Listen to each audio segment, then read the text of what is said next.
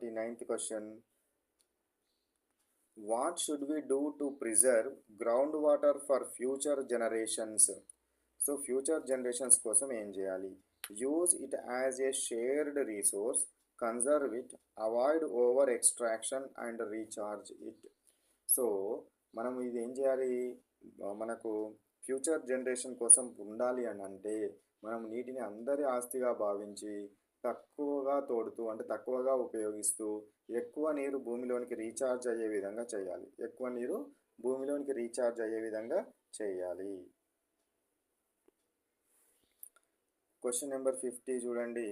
What is one modern programme in Telangana aimed at restoring traditional water tanks?